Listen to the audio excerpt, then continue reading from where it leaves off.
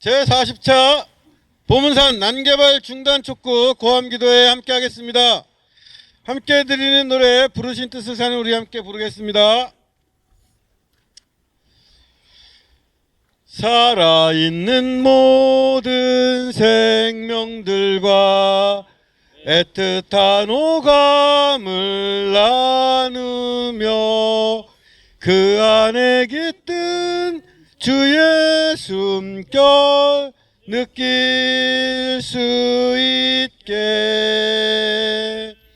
정의는 강물처럼 흐르게 평화가 그 뒤를 따르게 주의 사랑이 햇살처럼 번질 수 있게 주의 남겨진 고난을 채우며 사는 우리 주의 교회 부르신 그 뜻을 간직하며 사는 우리 눈물이 마르지 않습니다.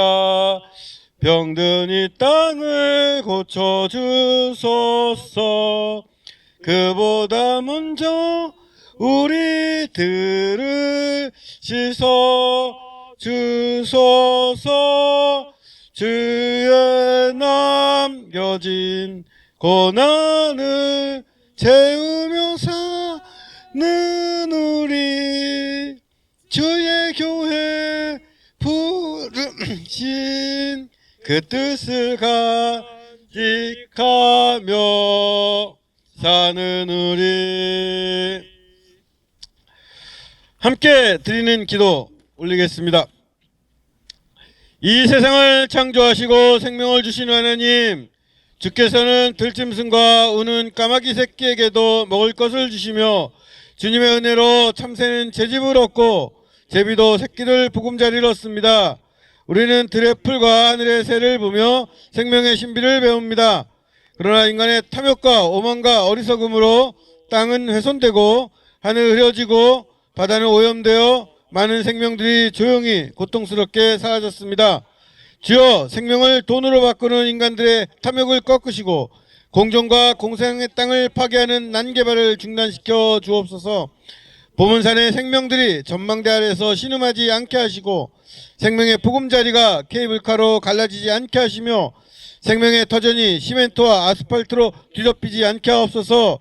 삶의 자리를 빼앗긴 생명들의 고통을 기억하시고 기후재난으로 괴로움을 겪는 이 땅의 약자들을 보호하시옵소서. 생명과 평화를 주시는 우리 주 예수 그리스도의 이름으로 기도합니다. 아멘. 함께 성경 말씀 보시겠습니다. 먼저 이사야서 5장 8절입니다.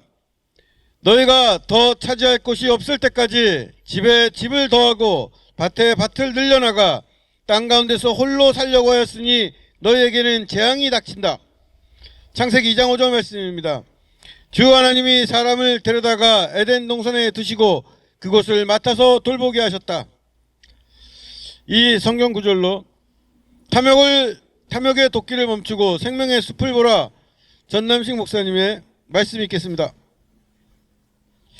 네, 반갑습니다. 오늘 2026년도 새해 첫 성서대전 고함기도회 같이 시작하게 되었습니다. 예전에도 한번 보문산에 대해서 이야기하면서 제가 어렸을 때 보문산에 살았던 그런 기억을 나누었던 적이 있었습니다.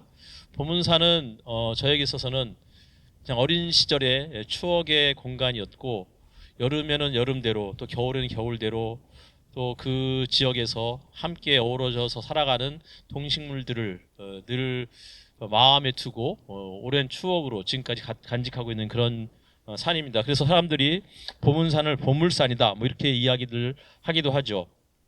그런데 이 보문산이 지금 몇 년째 계속해서 이제 난개발에 대한 그런 공포에 떨고 있습니다.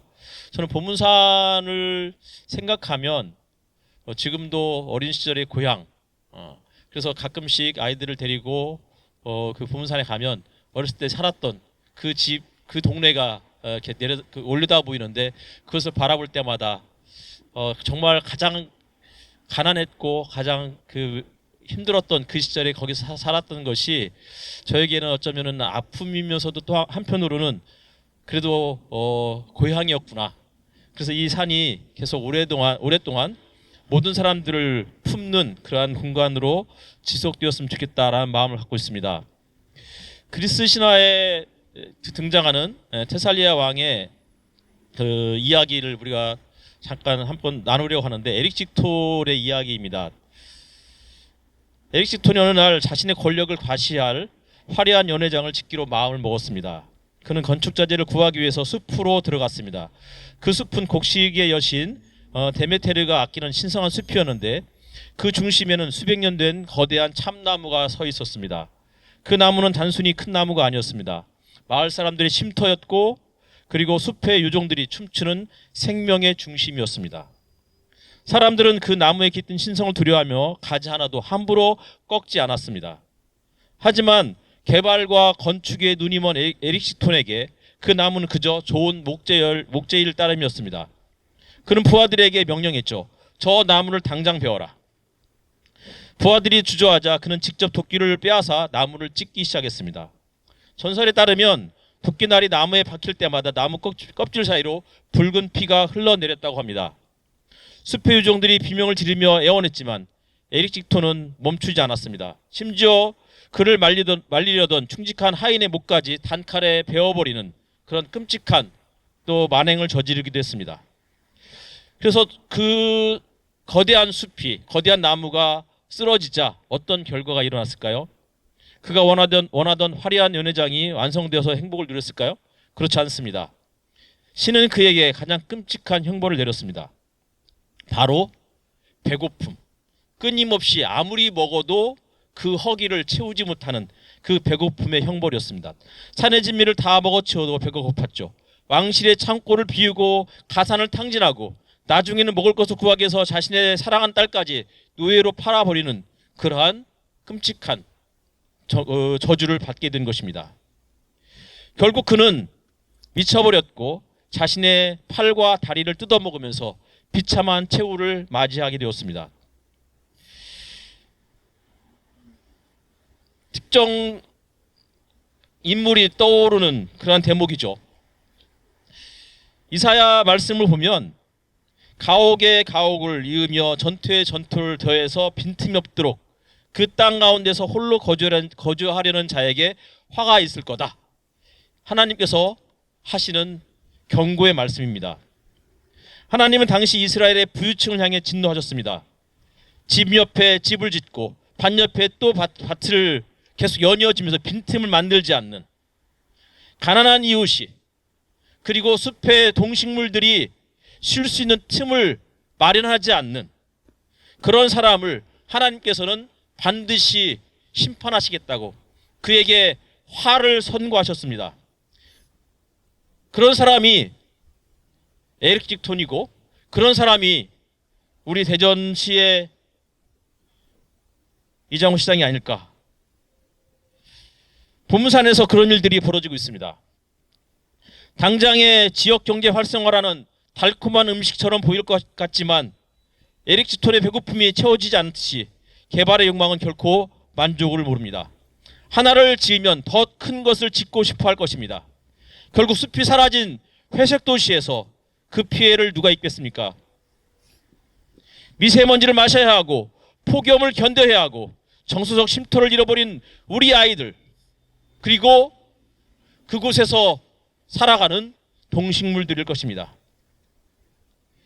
창세기 2장에 보면은 하나님께서 사람을 이끌어서 에덴 동산에 두시고 그 땅을 경작하게 하셨다, 지키게 하셨다라고 되어 있습니다.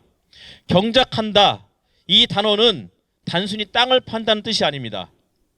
땅을 섬기고 봉사하고 예배한다는 뜻입니다. 자연은 파괴의 대상, 개발의 대상이 아니고 섬김의 대상이고 혹은 그곳에서 우리가 예배하는 그러한 장소입니다. 지키게 한다는 뜻도 마찬가지죠. 파수꾼이 되어서 보호한다는 뜻입니다. 보문사는 우리가 그곳에 가서 하나님을 예배해야 하는 그러한 장소이고 우리는 그 땅을 지켜야 할 파수꾼으로 하나님이 우리를 부르신 것입니다. 이제 우리 손에 들린 탐욕의 도끼를 내려놓아야 합니다.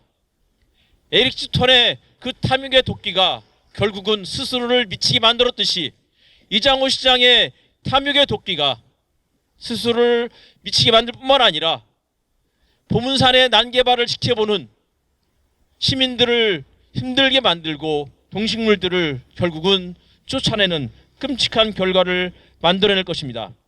에릭 슈턴의 길은 파멸입니다. 그 길의 끝에는 채워지지 않는 갈증과 공멸이 기다리고 있습니다. 하지만 우리는 하나님께서 말씀하셨듯이 그 땅을 지키는, 그 산을 지키는 파수꾼, 청지기로 부름을 받은 사람들입니다. 따라서 우리가 그 땅을 위해서 그 땅에 그 산에 살아가는 동식물들과 그 산을 공원으로 찾아가는 수많은 시민들을 위한 빈틈, 쉼터, 예배의 자리로 만들어간 일에 우리가 올 한 해도 힘을 모으도록 하겠습니다. 기도하겠습니다. 하나님 감사합니다. 아버지 하나님, 추운 겨울 보문산을 또 지키기 위해서 함께 모인 우리들의 이 기도를 주님께서 들으시고 하나님께서 그 산을 지키시는 일에 우리가 함께 참여하게 하여 주시옵소서. 예수님 이름으로 기도하옵나이다. 아멘.